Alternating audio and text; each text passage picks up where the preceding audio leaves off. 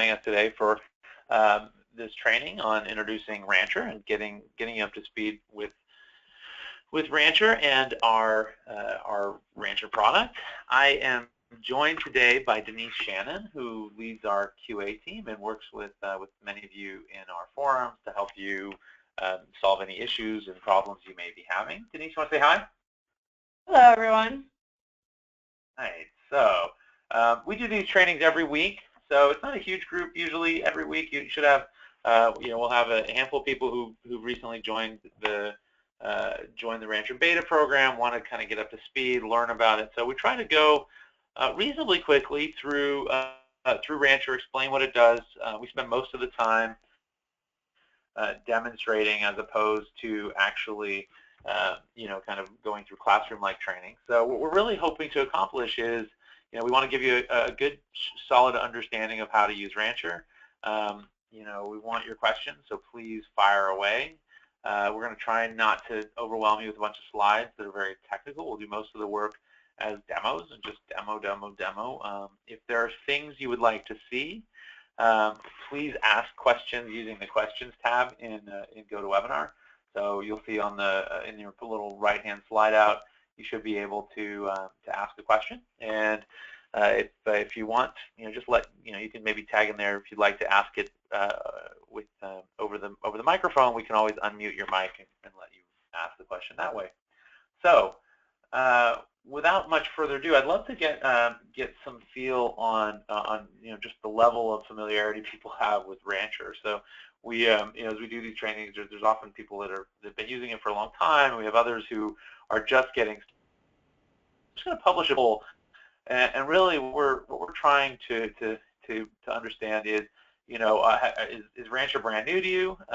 You're a slitty slicker. You're trying to just kind of learn to ride a horse, or you've been playing with Rancher for some time.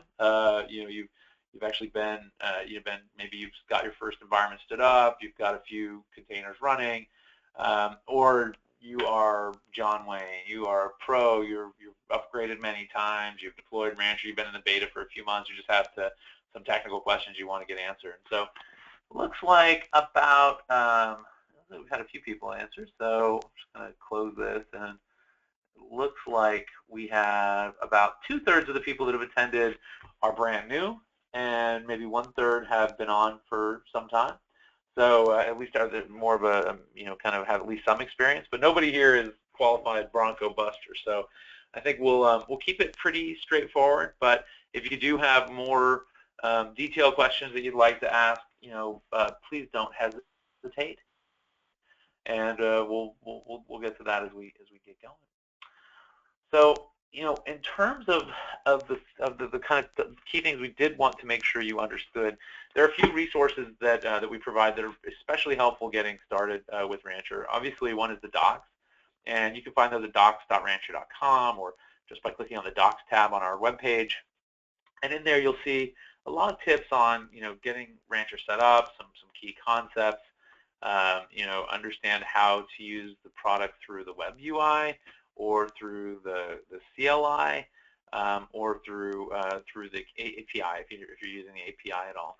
But definitely use the doc. Take a look at the docs. Denise manages all the docs as well here at Rancher. So if you see anything that's unclear, feel free to do a pull request or send us an email if there's something that you think could be explained better. We're always looking for help improving the docs. The other big area to use is our forums. So if you go to forums.rancher.com, you'll see a section on Rancher where you can, come in and ask questions or read other people's responses. You can answer questions. But the forums are very active. Our team monitors them all the time. So if you're running into a technical issue and you need some help, or you think there's a bug you found, feel free to go to the forums and hit that. You can also file issues on GitHub if you're a little more advanced and you want to do that, or because Rancher is open source, obviously you can even come in and put in a pull request, so you could help us fix Rancher. So there's lots of ways to get involved, lots of ways to get help. We've got an IRC channel, which is just hashtag Rancher. If you you're really lost, you can hit us on Twitter or via email. So lots of ways to get help, but really these are the best, and you'll certainly get your answer the quickest if you visit our forums, the docs, or GitHub, because that's where all of our engineers and support team are all working all the time.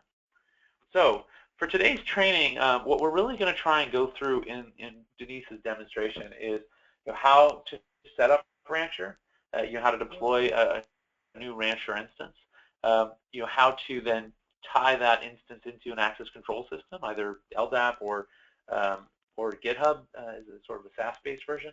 We'll go through the sort of basic concepts of Rancher, like creating an environment, managing your registries, adding hosts, using the different front ends to control the infrastructure. We'll go through how to launch individual containers, how to deploy stacks and services. We'll talk about Rancher Compose in some depth, and Docker Compose, and what is what does it mean to kind of deploy apps using code. We'll talk about networking, load balancing, service discovery, and if there's any questions about storage, fire them away. We'll try and we can chat a little bit about that, though maybe something will point you to another resource to learn about. So that's what we're hoping to hit on today. There's certainly a lot to cover in an hour, so we'll be moving pretty quickly. But if you have questions, put them in the questions tab. We'll ask them or answer them as they come in, and we'll certainly don't hesitate if there's something that's unclear, just to ask for some clarification, or please go back, explain this to me one more time. So without any further ado, I'm going to pass the control over to Denise. And Denise, do you want to just share your screen? Sure.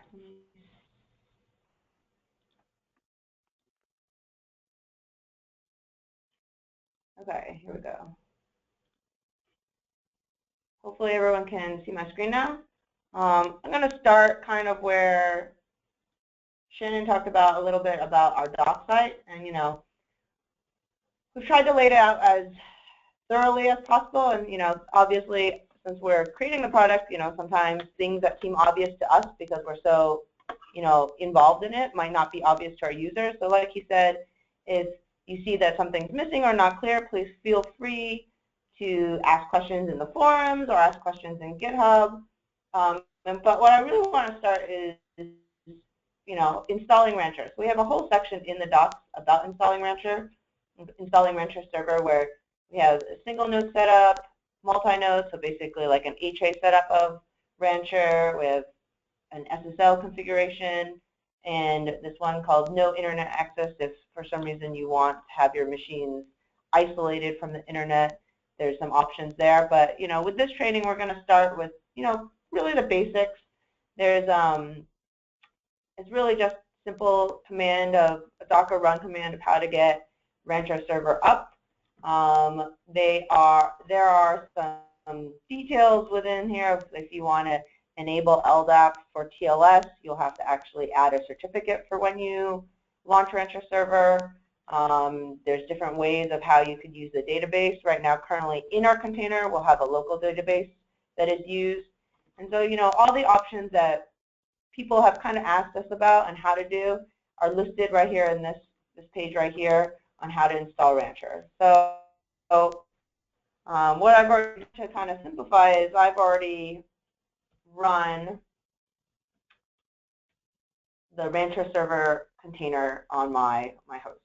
And the one thing to note is, after you run your Rancher server container, it will actually take maybe a minute or two before the UI is actually populated, just because it's loading the database, it's getting all the setups. But after it's ready, up and ready, you can go to your UI, which will be just the IP of where your machine is, :8080, because that's what we've exposed to reach the container, and you'll get directed to this welcome page right when you get started. And just a question came in there, Denise. I mean, just to be clear, when you talk about running the container, you're basically doing a Docker run of Rancher/server on a host, and it could be any host. It could be anywhere that you've got it could be running in the cloud. It could be running in your data center. As long as you have a Linux machine that's got Docker installed on it, you can run Rancher's managers. and then whatever the IP address of that host is, that's where you're seeing this. Right, Denise? Yep, that's exactly right. It could be in this wherever. case, you're running it. You're running it in GCE this time. I am running it in GCE. I do run it in GCE. So for GCE, I guess the one thing that I always probably take advantage of is, we already have created this like a security setting that allows the traffic that we need necessary between our hosts. And we can kind of talk about that when we get into what do you need for your host to be able to communicate with. Another simple cloud provider that I always like to recommend when you are starting off is, DigitalOcean, just because they don't have a lot of security groups or all their ports are open, so it makes it really easy to just see, is your setup something specific to either GCE or even AWS where you forgot to set something up. DigitalOcean leaves it all open, so it makes it really easy to set up. One of the things that some people actually overlook is that the requirement right now for running Rancher server is having 1 gig of memory, just so that if you usually use 512 megabytes, it kind of slows down. So usually we recommend at least 1 gig, just so that there's no performance issues. And over the next couple of weeks, we're going to be improving the performance in Rancher server to get a little better, maybe hopefully be able to run on a smaller box eventually. So usually the first thing I like to do right when you come into Rancher is you want to set up what we call access control. So right now, what this means is that this red banner says it's not configured. So anyone who has my IP could access the API, could access my UI, and basically take advantage of my Rancher server environment. So I would click on settings, and for access control, we have the ability to either authenticate against GitHub or you could authenticate against LDAP. LDAP is fairly new for Rancher. We just added in the last release, and so you can configure your LDAP server. If you configure it for TLS, like I mentioned earlier, you just need to make sure you actually start Rancher server with your certificate so that Rancher knows how to communicate to your LDAP server. For this purpose, we're just going to do something simple with GitHub. We'll go to GitHub. You can register your new application, and you'll just, I usually just copy and paste my URL into the name. You can name it whatever you want. The directions are all available in the UI, and it's fairly simple once you've done it once. You can do it over and over very simply. You get your client ID and secret key.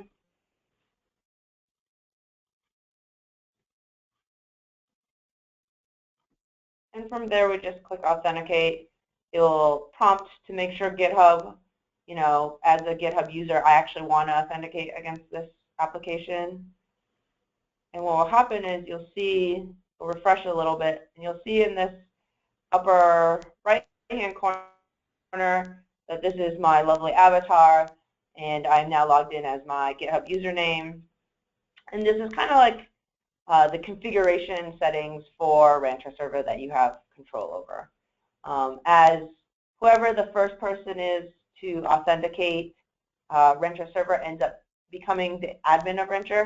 And so under this administration section, these two things are really just for myself to be able to see, where I can change if I decide later I want to turn off GitHub, or if I want to switch to LDAP, or I can do that all in this section. And then we'll talk about host registration in a sec. Okay, so then after access control is set up, usually I know the next step that a lot of people like to do is like, well, how do I invite other people? Like, how would I invite Shannon to my group, to my Rancher server setup? So what we have is what we call environments, where an environment is where all your resources are dedicated to one environment, and this kind of isolates where I could have an environment for production, I could have an environment for development, testing, and I can separate those resources so I could really test out what I want to do for applications in one environment before I switch to, say, my production environment and actually make it live. That's usually what I do. So in your environments, to be able to create your environments or add different team members or users to your environments, what you can do is just add environment. So I could add my test environment. Maybe I want my test environment to be me, and then I can add in Shannon. And you can add either directly for GitHub, you could add their GitHub user handle, or you could even look for the different organizations and teams that you're part of and add them to your group as well.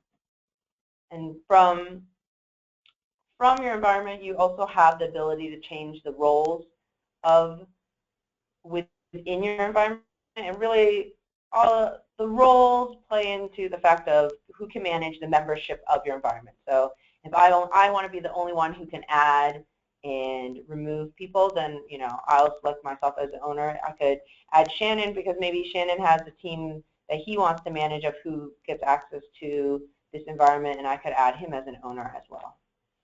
Once we're there, we can just create, and my environment will be created. You can see in this drop down up here is where all the environments that you're part of will be visible. And I can switch to my test environment to start adding my hosts. So the next one will be probably the next step I would do personally is, let's start adding some hosts. You can click on the Add Host page. So here we kind of outline the different cloud providers that we currently have UI support. And through the API, basically anything that Docker machine supports, we also can support in terms of adding a host. And we just simplified for the UI. We are working to get a more generic UI for all cloud providers that are supported through Docker machine. But just so everyone is aware, just when you add a host through this UI, it really is just launching Docker machine commands to be able to create your host. And so if you find something's missing, it's usually because it's missing in Docker machine and not missing in Rancher per se, because we just support whatever Docker machine does.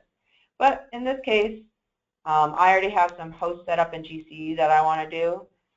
And so I can click on this custom. And so for any host, Linux host that you have running, you can just add into your Rancher server environment. What we do is, you can see, I'll spend a little time here where, like I mentioned before, you'll want to make sure any security groups or firewalls allow traffic, where we open up the UDP ports 500 and 4500. And this is what allows Rancher server to be able to communicate between the different hosts across your Rancher server. I will copy our command. A little things to note, we are running what we call our Rancher/agent image. It is tagged to a specific version. So currently I'm running version 35 of Rancher server, and it's tagged to version 8.1. Say in our next release of Rancher, we update our Rancher agent. When you upgrade Rancher server, it will automatically update any existing Rancher agents that you have attached to Rancher server, so it'll upgrade to the next version of Rancher agent. And the assumption is that for any new agents, you would know that, okay, there's a new Docker run command to add any new agents, and that would automatically pull the new Rancher agent version. I've copied that command, and we will go, I have 3 agents up. And I will just copy these commands and paste them and run them. So it appears to run very quickly because for myself, I've actually already pulled all the images ahead of time of this demo just to speed up the process. After we close Rancher server, we can wait a little bit, and all these machines should come up. But okay, there seems to be a small issue with my agent 1 and agent 3, where Docker seems to have hung there. The Docker seems to be hanging out there by itself. Let's I'll let that go ahead for now and try and move forward with just having one agent for now. I guess, Shannon, I know I've gone through a lot of stuff. Is there any questions that people have at this point, or should I just keep going through the demo? Yeah, there's a couple questions. Andre was asking, do you have any demo of LDAP configuration? And he lost all morning trying to configure without success. So he was sort of wondering if maybe we could walk through the LDAP configuration with a bit more help. So do you want to maybe jump back for a minute and talk through LDAP for Andre, and maybe Andre, if you're having some trouble with that type of thing, please hit the forums and just sort of explain what problem you're running into, and we can work with you to figure it out. It's beta software, so maybe hitting a bug. Yeah, do you mind just going through the LDAP a little bit more? I can cover that a little. I guess the main question I have for Andre would probably be, is he planning to use TLS or not? Because I don't have a Rancher server that has a certificate available, so I could configure it without TLS and go through that. That's fine. Okay. Yeah, he's testing without TLS, so yeah, that'd be fine. Okay, I'll go back. I'll go to access control. We'll disable it. So now we're back kind of to square one, where when we first entered into Rancher server, we have nothing. Anyone can now come and start playing around with my Rancher server. So you'll have to excuse me as I have not memorized our LDAP server information. I have to just check. Here we go. Here are my notes of what to add. So first, we'll need to add in the port 389 is a standard port for Insecure. Now I know that there is one issue that we just recently encountered with authentication, where someone brought up that if your LDAP server requires authentication against I think the service account username and service account password, like binding with that.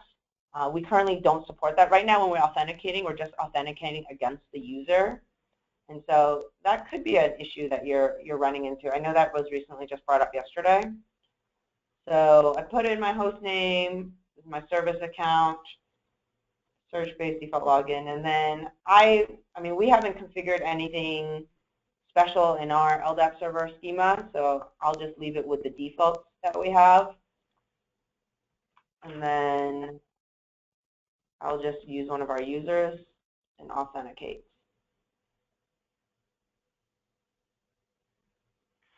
Now you can see LDAP is now enabled, and I can invite other users to Rancher server. So I know that's obviously a fairly easy demo for that. I guess for, let's see. Okay, I see Andre said it could be the API authentication issue. Yeah, so there is one. I think we have an issue out there that we just started yesterday. I can look for it later and send it to Andre so that you can track it to see as it gets fixed.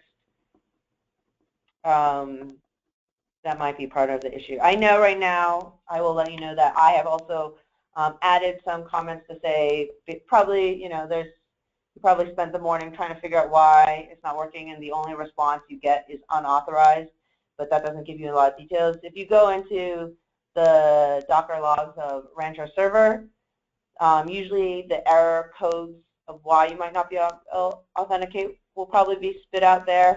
I've made in a GitHub issue request to, let's expose the fact that we know that specific error codes from LDAP come out. Let's make it a little more user-friendly to say, like, is it that I have a wrong password, or what is the specific issue of why I might not be authenticating? So that's definitely out there as well to help users like you to get maybe LDAP set up in the future. Thanks, Denise. That's very helpful.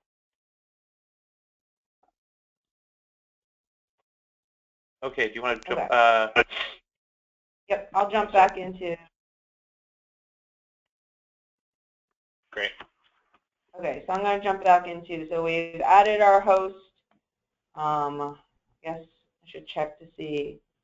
Docker does not seem to like my other boxes that I had up, but we'll move ahead. And, I'll try and get it going a little bit. So I think now that we've kind of worked a little bit with Rancher Server, I want to talk about, what are your options with Rancher Server? So you can easily do anything through the UI if you wanted to.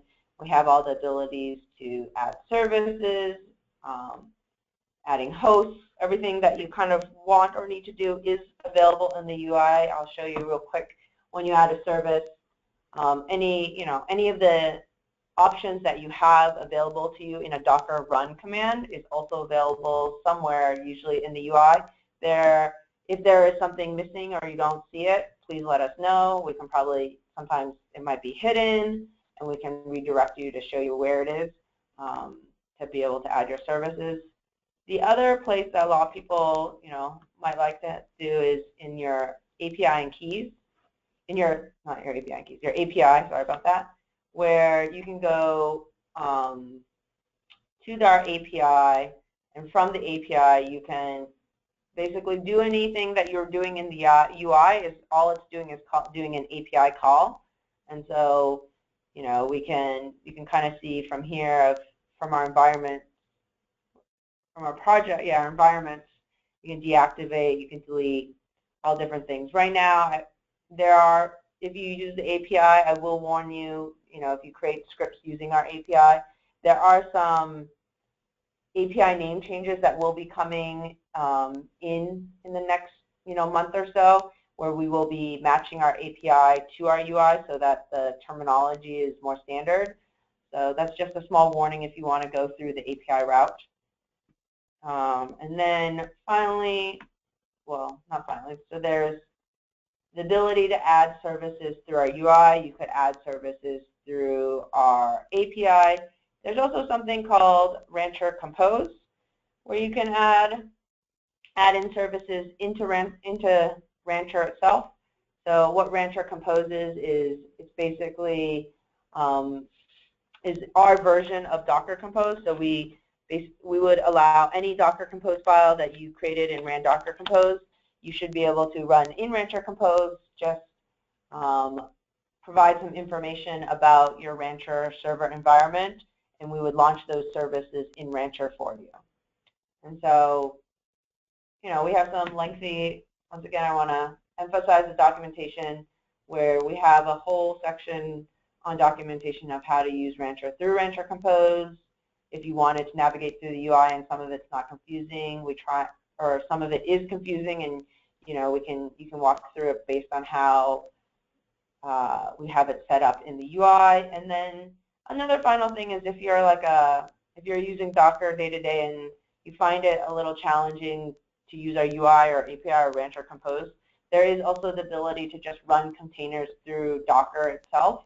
If I went to my host and ran a Docker run, you would be able to you add in one label command to add it to the Rancher network, and then your containers would just be running just as if you had launched it through our UI.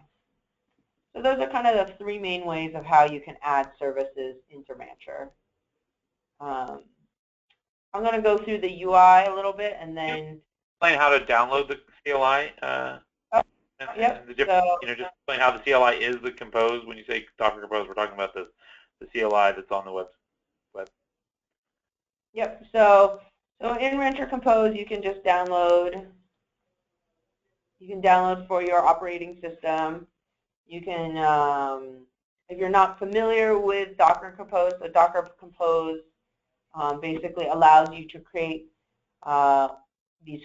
allows you to use a YAML file to be able to dictate how you want your containers to be run, and then you just launch using in Docker Compose. You use Docker Compose commands to be able to get services or in their case containers up and running, to start them, to stop them. So that's kind of Docker Compose. And how Rancher Compose has kind of contributed to Docker Compose is when Docker Compose first started, it didn't have a Go implementation of it. And so when we created our version of Docker Compose, we had created it in Go. And so we just recently contributed that back to Docker into what's called libcompose at Docker. You can try and find the GitHub site. And you can go take a look at that as well.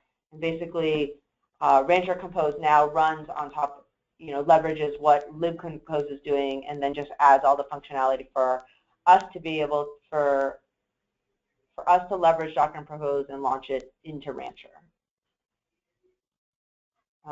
So the assumption is a little bit. I will admit that the assumption is that if you are using Rancher Compose, you've probably read a little bit about Docker Compose on how to set up your Compose file, what in the YAML file, what keys to use, how to use them, and so I recommend not only reading about Rancher documentation, but regarding Rancher Compose, but also the Docker Compose, and I'll go a little bit in more detail of Rancher Compose through the docs where we talk about how you can use Rancher Compose specifically on just how to get basic things set up, what commands are available, how do you do a volumes from, just different little nuances that we support in Rancher. And then specifically in Rancher, we have some services that are not available in Docker that we've created that you can go into details of load balancing, using external services, aliases for your services, and then how to do health checks for your services that Rancher supports. So that's kind of in the Rancher services section. For when you launch containers, so you might have multiple hosts, you might decide you want certain containers on certain hosts, or you want, you can create all types of whitelist, blacklist, however you want to set up how to get a container onto a specific host or avoid a host. There's all these rules that you can do through the UI as well as in Rancher Compose. So, if you're using Rancher Compose, we really discuss those options here. And then a nice thing that Rancher Compose allows you to do is say you have version 1 of an application and now you have version 2. We provide how to upgrade with just some simple simple Rancher Compose commands. And then we're listening to our users, and there's some people who want what we're calling an in-service upgrade, where instead of launching a new service of your second version, being able to I think just make some changes and just relaunch that service within that same upgrade without actually launching a whole full new service. So those are some things that are just coming up in Rancher in the next couple of weeks. So just on that too, I think hopefully it's clear to everyone, but the Docker Compose as a platform is fundamentally a way of describing complex applications. It's a way of describing relationships between different containers and services, and this is really the main way you deploy an application. So Denise, if you can maybe spin up a couple services and demonstrate the service discovery and stuff, I think that'll help understand the value of being able to implement an entire application as code, because that's really the fundamental difference between deploying individual containers and deploying a Compose environment, which is a set of services. Yep, I can do that. So I'll just do, so on our website we have a WordPress example right now, and I'll kind of run through that here. Unfortunately, since I'm having some issues with my other agents, service discovery won't be as intuitive, but we'll get through it. So then I will just do, so typically if you wanted to do a Docker run MySQL, you have to pass an environment variable. In the advanced options, you can find the environment variables, and I can just add it in, something simple, easy to remember, and then I can create my service. As it gets going, I'm going to add another service. I'm going to want to say I want my WordPress say, I'm going to call it a WordPress demo. I'm going to link it to my database as MySQL, so that's the equivalent of in your Docker run where you do a, what is it? It's where you're linking your service and then you give it an alias. Something that has tripped up people before is, if you ever want to know how you link an application to your database, I really recommend whatever image that you're using, read about it, of how it says to link it, and then you just want to follow kind of what's being done in the Docker run. So for example, for MySQL, to be able to link it to the MySQL database, you have to click on MySQL there. And then we just create. You can see immediately that my link is showing up. And then I can start these. And what you'll see is when I start this, it will automatically start to find a host. In my instance, it will be only one host to start launching it. So the first thing that happens whenever your first container starts up on your host, it will deploy what we call a network agent. So the network agent is what Rancher is using to be able to communicate between different hosts. And that's where all the IPsec tunneling in those ports, those UDP ports that we mentioned earlier that need to be open 500 and 4500, that's what uses it to communicate between the two.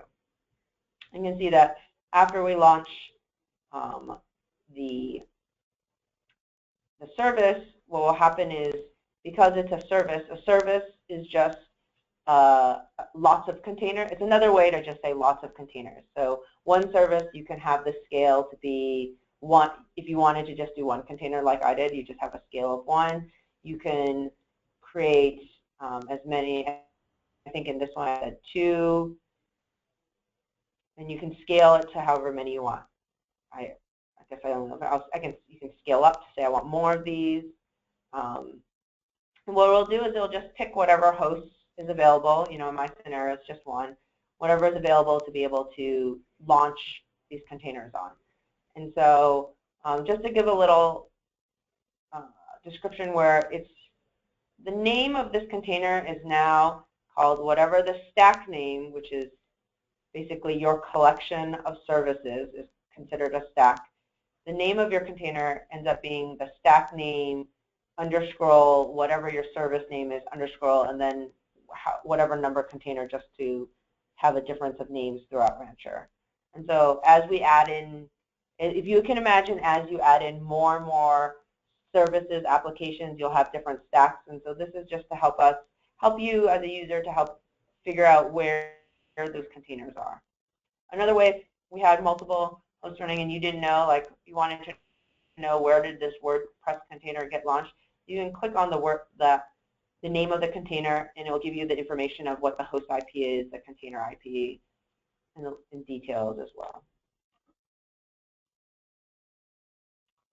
At this point, let's see, I think, if I remember WordPress should automatically open the 80 ports, but I don't think I added it to my actual port. So let's see.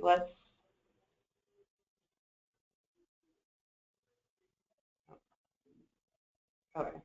Sorry, I won't be able to add that part. So then, sorry about that. So then I forgot to add in the ports. If you ever forget something, just another note to new users that we usually have is, how come when I want to edit my service, I only get this limited option? So this is true of just Docker in itself, where the containers are unchangeable after you've run them. The only way to do a new one, say you forgot environment variables, the only way to do it is just do a completely new Docker run. So we don't have that ability to edit it on the fly, but what you can do is you can clone a service, make whatever, and it will basically clone whatever details you had done in your previous service. You can make the changes that you want or add in what you forgot, like say in this example now, I'm going to open up a port so that I can see it on my host. I can see it this time. I can then create and launch it. Now I have 2 of them. You can see that it basically has linked everything. Now, if I start it, since I only have 1 host, it'll go on that same one. But now if I go here, because I've opened up that port for that host, it should bring me to the WordPress service. Okay. So that's kind of like, as you go and add services, linking them, you can add all kinds of things. One of the things for Rancher Compose, what we do is, say for a user, it's easier for you to see how is it done in the UI. Like, I can manage everything in the UI, but I want to start using Docker Compose or Rancher Compose. You can then, in your stack, you have the option to look at what is the equivalent of what you've launched as a service into a Docker Compose file, and then the Rancher Compose file. So what this means is, for the Docker Compose file, anything that you've done in your stack, you could export and run this in Docker Compose, and it would go up. Now, Docker Compose currently doesn't have the concept of scale in its files. You would have to manually use the CLI to say Docker Compose like scale and provide what scale up. And so the things that we've added to Rancher that is not yet in Docker is kind of contained in the Rancher Compose YAML file. And so you can see these are all the different things that we've set up. And this is I think this is a great way if you're new to Rancher, if you're new to Docker Compose, you could use our UI to kind of get it set up and see what the equivalent Docker Compose file looks like. Alternatively, if you feel uncomfortable with our UI for some reason, things that you know how to do in Docker Compose, you should use Rancher using the Rancher Compose side and launch it into Rancher itself. I'm going to take a small stop there and see if Shannon, is there anything else, at least just, I'm going to go into load balancing next, but like if there's anything about launching services that you think I might have missed, or if people have questions. No, I think you've covered the basics. I mean, the one thing, I don't know if you talked too much about scheduling. It might be useful to just touch on scheduling really quickly.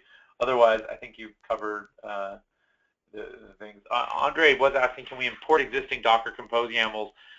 You definitely can do that, Andre. You do it from the Compose script. It's from the CLI. So from within the CLI, you simply do a Compose up and point the CLI to where you're keeping the Compose file, either remotely or locally, and it will instantiate the whole environment. I don't know, Denise, do you have a Compose file that you want to, could you maybe download this Compose file and show how to set it up, or do you not have Compose set up? I think it'd be really I don't have one. I don't have one set up right now, but I can. It's fairly simple to demonstrate, so I think it looks like I'm already actually in. So this is where I've downloaded Rancher Compose. You can see I have an existing Docker Compose, but it's probably not valid. But what I'll do is I'll take what we just spun up here. I'm going to copy the Docker Compose. Sorry about that. Hold on.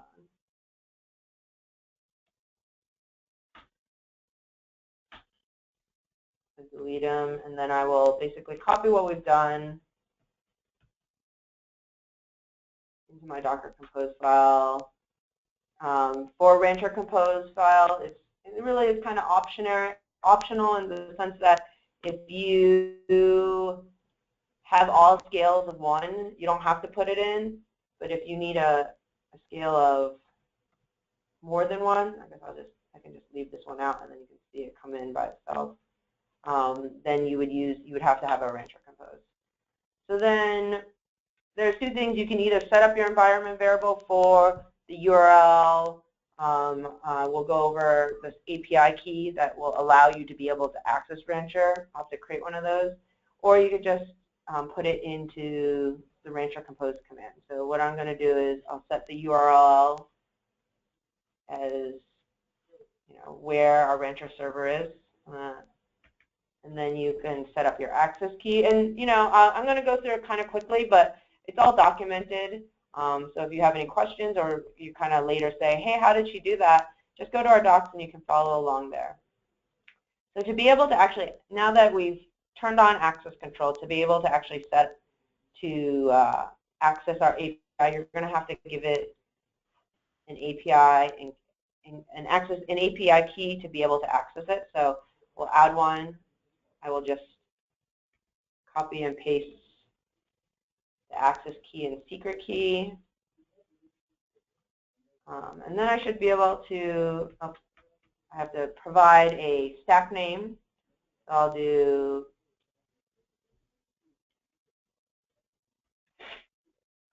WordPress demo stack, and then be able to provide an up.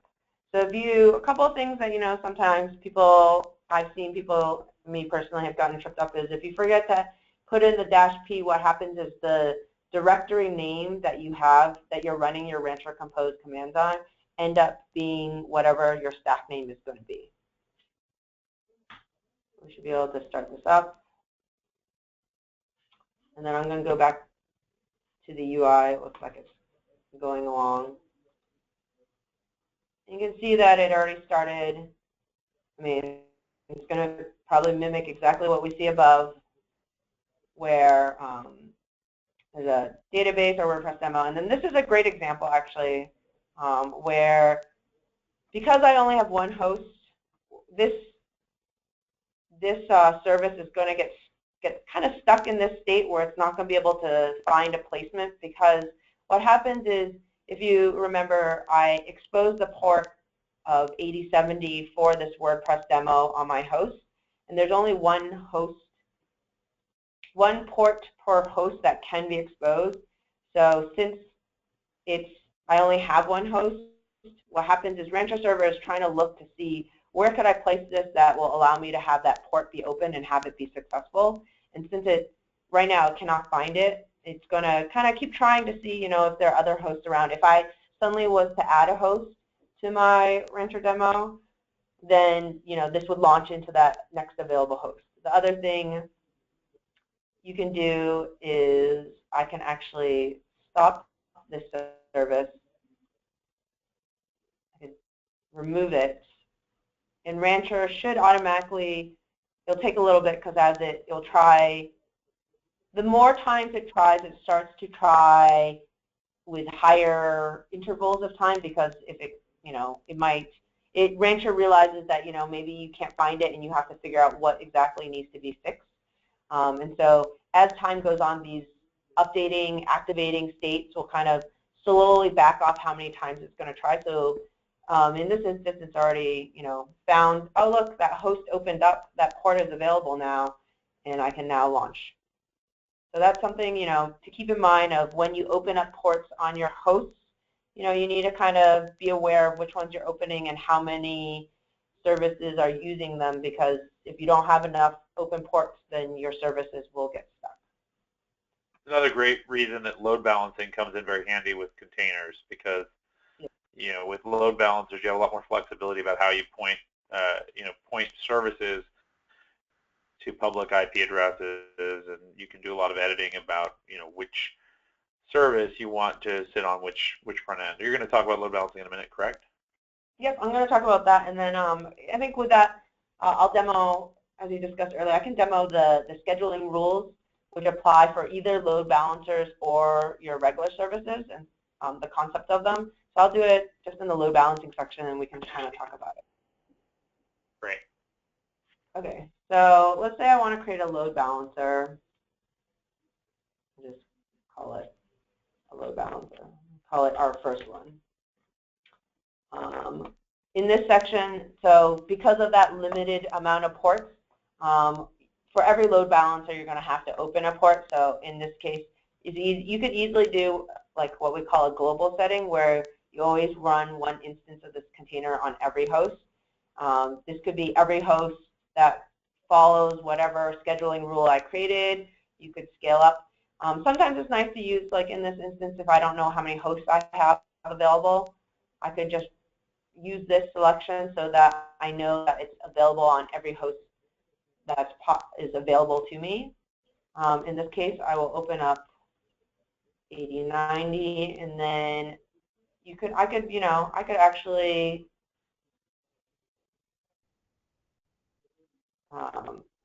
link it to all the WordPresses that I have available right now, and it could rotate through them. So that's kind of like you load balance. You can add. I could add more ports if I wanted to add 80, 60. There's for load balancing itself. We have the ability to do host routing specific to your host, your path. You can get really fancy in terms of like if I want it so that when you hit this source port but you're going to this certain target port, you could go, you could go to a different service, like service A versus service B, and it's kind of, there's a lot of options available to you. We discuss it in more detail in our documentation, so if you want to read about it there, we can. I think next week, I don't know if anyone's interested in next week, I think we're going to go kind of over a demo that goes over the different options for request host paths, just so that we give them a little feedback. Alternatively, on our blog, I think Elena, one of our engineers here, has done a great job of providing that explanation and giving a demo through her blog post. So for scheduling rules, this is what we kind of touched upon before but didn't really talk about. So basically, when you pick a scheduling rule, you're really picking like, how do I want the containers of my service deployed on what host? So, the host either can or cannot. I think in services we have a soft affinity, so like should or should not. And it can have, I'll go back actually, Shannon, I'm going to go back and do it with, because I forgot that for load balancers it's a little more limited. Okay. I'm just for scheduling. So I'm just going to close that. I'm going to create my load balancer.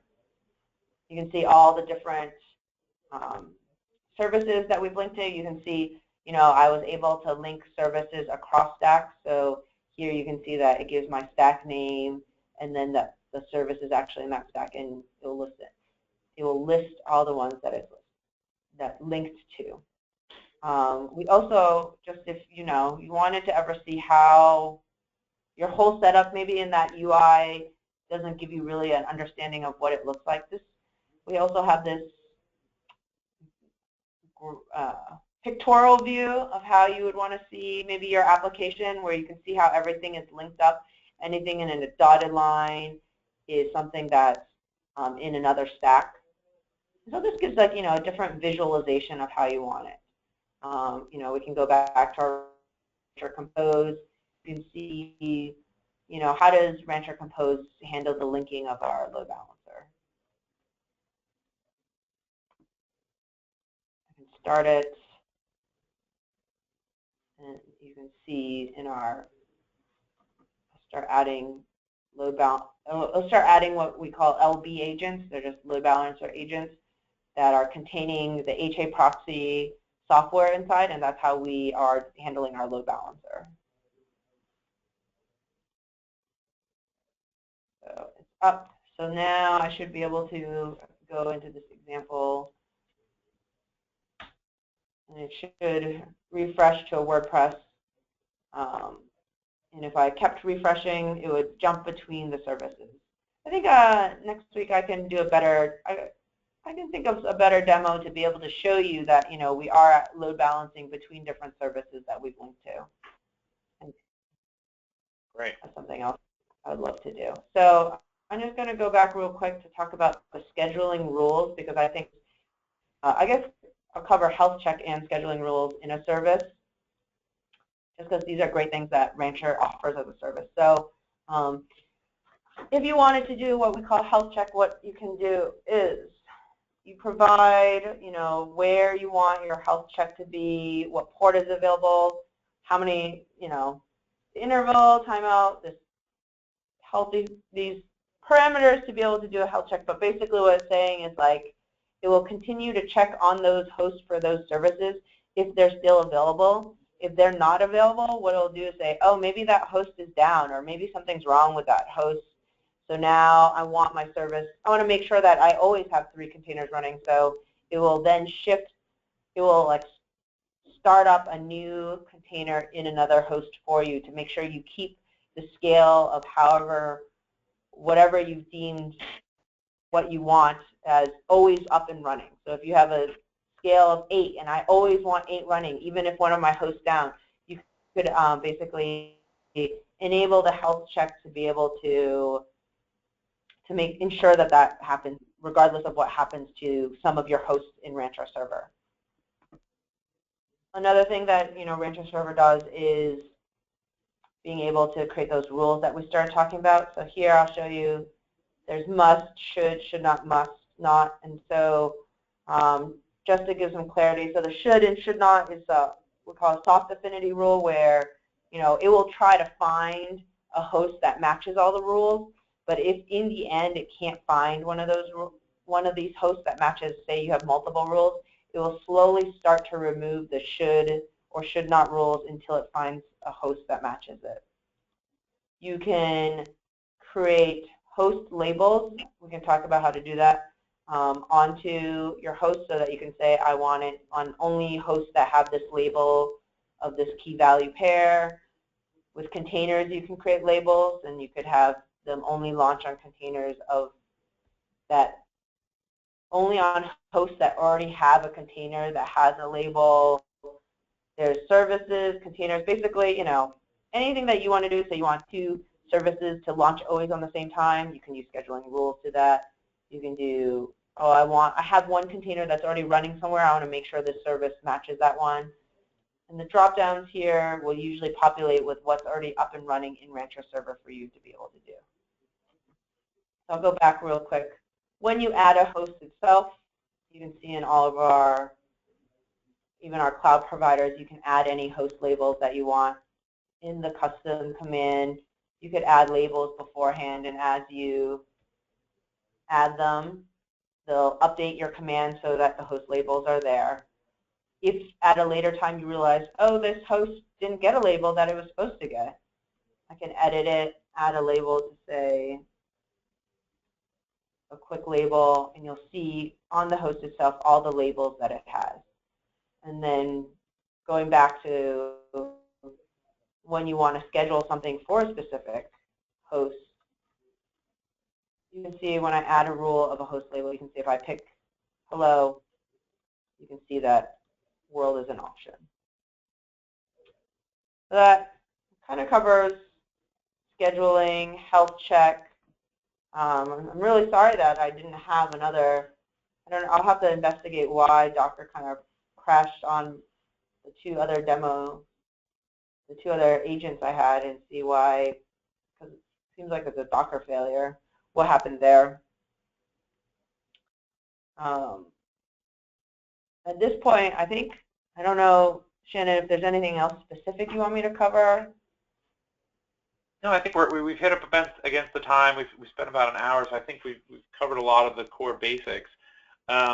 Maybe the last couple of things I would say is effectively right now Rancher's still in beta. It is, it's changing pretty rapidly. So there's new releases coming out every week or 2 weeks with new features and capabilities. We'll be going towards GA later this year. The one area where sometimes people do get hung up a bit is on upgrading. So when you upgrade from Rancher version 35 or so, Denise, can you show how do people can tell what version they're running? Yep. So maybe a little bit about the upgrade. Yep, I can go through that. So we're already on 35, but that's no problem. So in the upper left corner, if you click on this cow, you will be able to see what Rancher version you're running. This is always great to be able to see which one. Another way, we'll go to, let me SSH back into my host real quick. If I did a Docker PS, you'll be able to see my Rancher server is there. In this one, I've tagged it specifically. I used the image of 35. If you had done, Rancher server latest, then you could look at your images to see which image ID is tagged also to latest.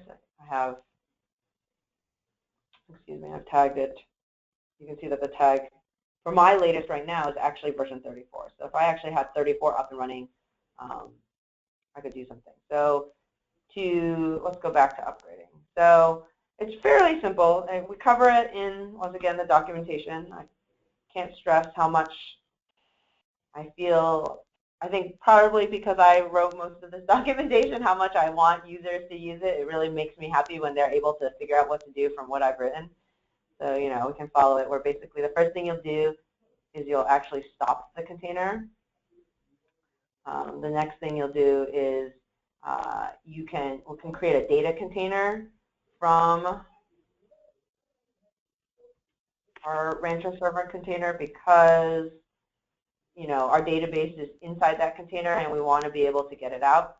Now you could the reason why we create this data container is because since when we started Rancher server was the command has like that the restart should always be on, so that if your host reboots, Rancher server container will start up again. You kind of need to create a data container to isolate, to remove that like restart always of your old version of Rancher server, so that when you start up your new one and say your host gets rebooted for some reason, it won't try and start multiple Rancher server containers. So we do that. Sure. So we create our data container, and then you can just tag it. So there, started. So then what we'll do is I'll just do a Docker PS to show you guys that nothing is now running. So then we'll do a Docker run. We'll do our regular Docker run, that command that we had done previously, except for this time we're going to say that we're going to take basically our database from our Rancher data container. And I'm going to just start up. I've never gone backwards, so hopefully it'll work. I'm going to start at version 34 just so that you can see that the version had changed. Okay, and then, as we discussed earlier, we talked about how it'll take a little bit for Rancher server to get up, and so you can see it going. If you tail the logs, you can kind of see what it's doing. It gets everything set up, and then I'll take a little bit. So I'll go back just to show you. If I refresh now, our host page, our Rancher server is no longer available. It's loading up everything. It's going to load up everything that was done before.